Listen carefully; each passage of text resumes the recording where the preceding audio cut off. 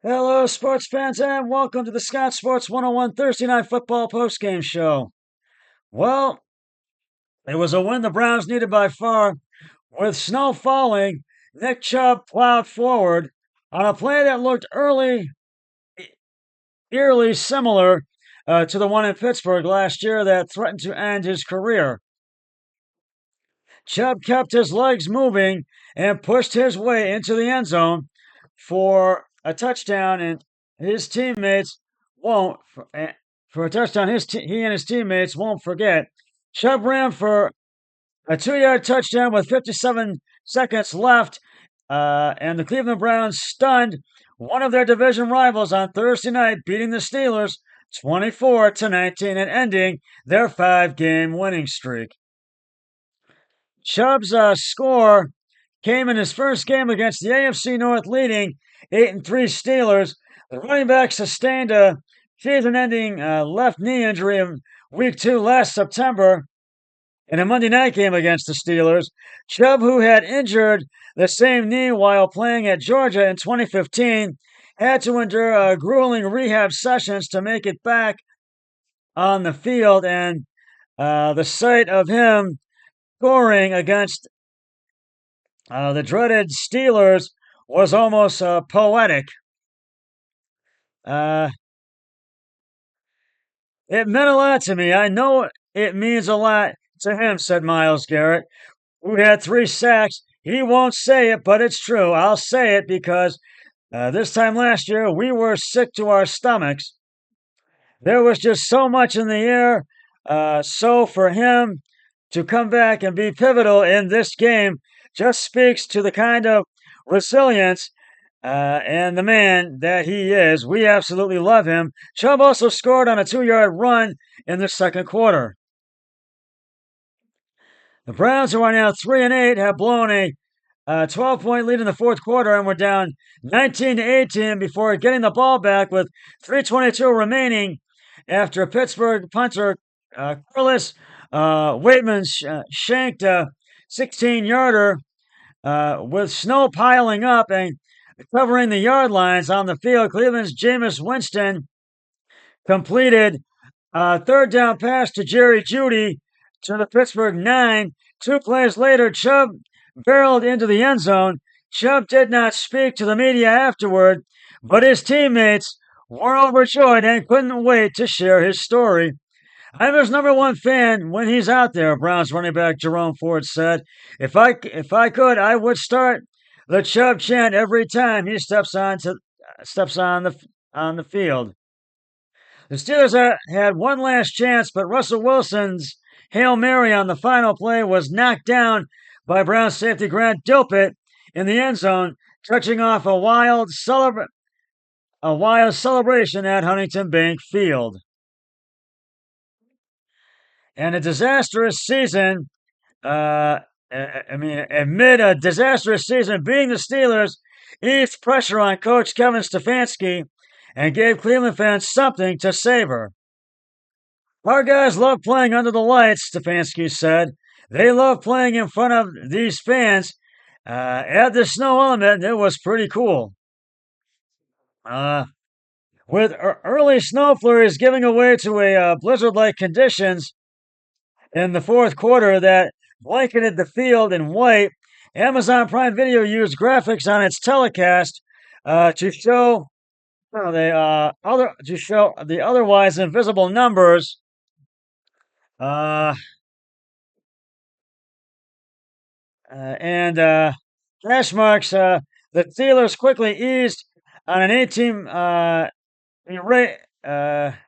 erased an 18-6 deficit, scoring 2 touchdowns in just over a minute. Wilson's 23-yard TD pass to Calvin Austin III with 6:15 left put Pittsburgh ahead by 1. Nick Herberg's strip sack of Winston set up the go-ahead score and put the Steelers in position to win their 6th straight game to open a 2-game lead in the AFC North over Baltimore. However, the Browns responded and pulled off their second divisional win after beating the Ravens last month. "We should have won that game," Wilson said. "We felt like we battled in a tough environment. The way we answered in the fourth quarter was pretty special, and we had a chance to at the end, too." Jalen Warrens scored on a 3-yard run midway through the fourth to pull the Steelers to 18-13. Then, as always, seems like to be the case. Uh, Pittsburgh's defense came up with the big play as Herbig got to Winston, and safety Deshaun Elliott recovered the fumble. Garrett outplayed the Steelers star TJ Watt like he planned. Garrett dominated the first half, sacking Wilson and putting consistent pressure on the Steelers. QB, the performance came during a week in which the Browns star commented, about Watt's seeming slight when Garrett was named Defensive Player of the Year over him last season. "I wanted to make it known I am the guy. I'm number one as an edge rusher. That was a statement I was intending to make, and I think I made." Uh, Garrett set up Cleveland's second score with a strip sack of Wilson as he was being blocked. Garrett popped the ball from Wilson's grip, and linebacker Winston Reed recovered. The Browns drove to the 16 and settled for a 34-yard field goal from Dustin Hopkins, who missed two kicks weeks week ago. In a loss at New Orleans. Chubb's TD dive in the second quarter capped a 12-play, 80-yard drive by the Browns, who gained just 19 yards and had two, 3 and outs in the first quarter.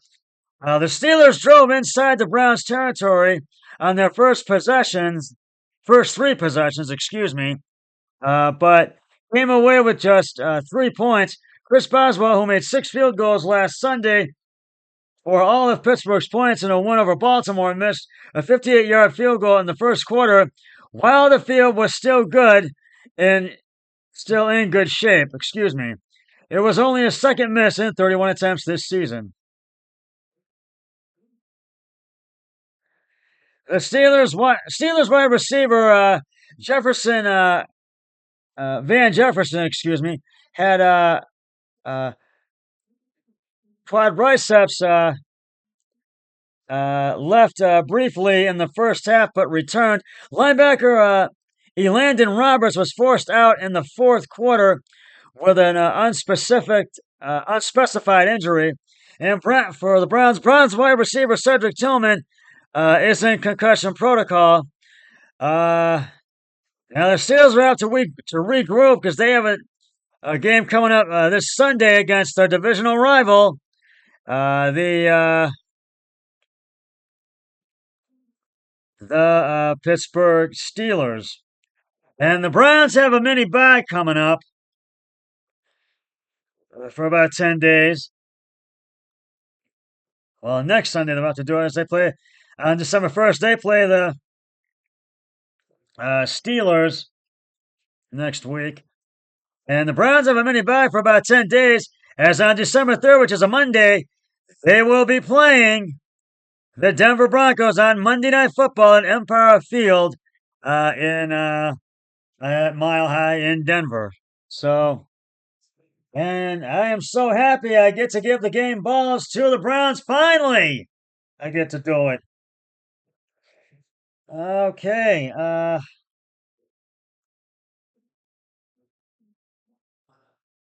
I'm having a little technical. There we go. Jameis Winston, 18 of 27, 219 yards, 1 interception. Nick Chubb, 59 yards, 2 touchdowns, 20 attempts. And Jerry Jeudy, 6 receptions, 20 and 85 yards. 6 receptions, 85 yards.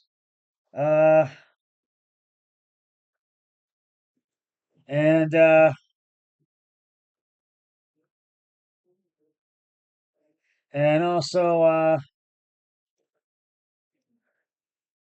And they had 27 carries and attempts for 85 and 3.1 TD and interception and three interceptions, 3.1 TDs, 3 interceptions and 9 sacks. And but they just really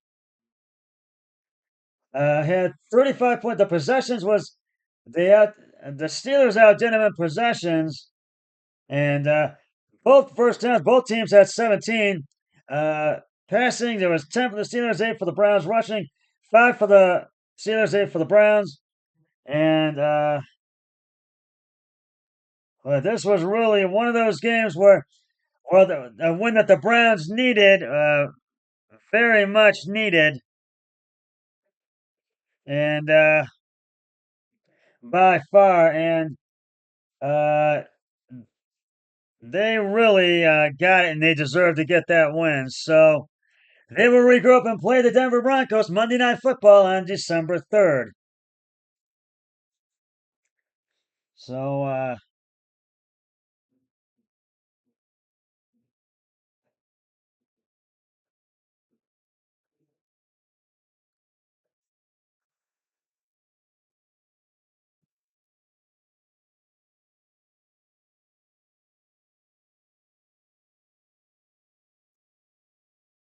and we do have a plethora of football for tomorrow, and I'm trying to get back. There we go.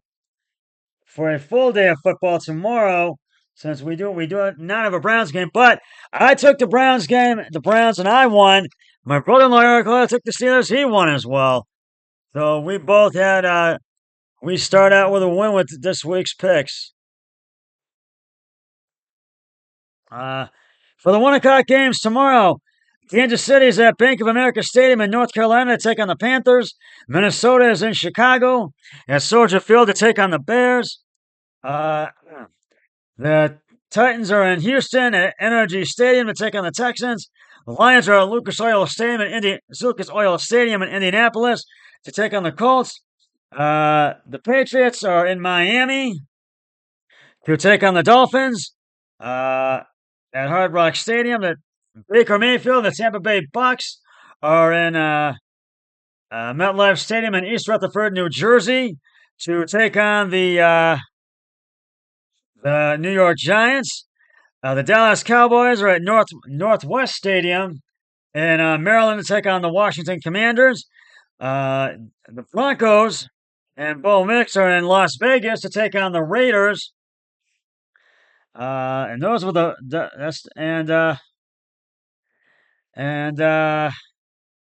these are the 4 o'clock games I'm talking about because I rounded out the 1 o'clock games, so I'm talking about the 4 o'clock, the late afternoon ones.